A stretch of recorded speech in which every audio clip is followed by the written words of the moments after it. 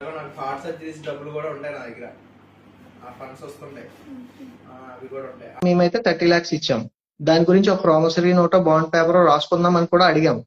But ఆ టైంలో document writers strike ఏదో జరుగుతుంది, సో అది రాయడం అయితే జరగలేదు. మా మా రిలేటివ్ అతని పేరు మీద బాండ్ పేపర్స్ అయితే తీసుకొని ఎంటీ పేపర్స్ వాళ్ళకి ఇచ్చేశారు. దాని మీద ఎవరి సైన్ లేవు, ఏమీ లేవు, జస్ట్ ఎంటీ పేపర్. ఎప్పుడు జరిగింది బాండ్ పేపర్ ఇష్యూ? నాకు డేట్ ఎగ్జాక్ట్ గా గుర్తులేదు sir, but somewhere June end లో, జూలై స్టార్టింగ్ లో అలాగా. ఓకే. యా. సో ఇదంతా లాస్ట్ 25 డేస్ లోనే నాకు అతను పరిచయం.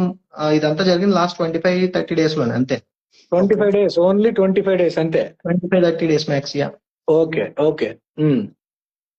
సో అదైతే జరిగింది సార్. అప్పుడు నేను 30 lakhs అయితే ఇచ్చాను.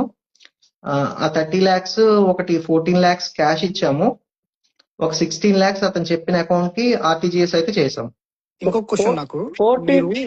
14 lakhs క్యాష్ ఎక్కడ ఇచ్చారండి? 14 lakhs క్యాష్ మా ఇంట్లోనే ఇచ్చాం.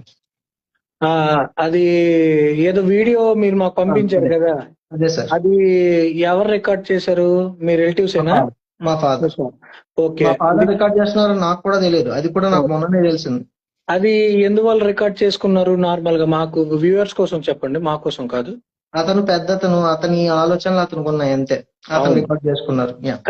కష్టపడిన సొమ్ము కదా, బయటికి ఎక్కడ పోతుంది అని చెప్పేసి ఆయన బాధ రికార్డ్ చేసుకున్నారు. తగ్గితే నేను అక్కడ నుంచి తెచ్చి పెట్టేస్తాను. ముందు మనం కలెక్ట్ చేస్తాం కదా, కలెక్ట్ అయినా తీసుకుంటాను మళ్ళీ. ఎందుకంటే నాకు ఉన్నారు నా సర్కిల్, నాకు నేను అడిగితే 50 లక్షలు అయినా మనకు తెచ్చి పెట్టేవారు ఉన్నారు.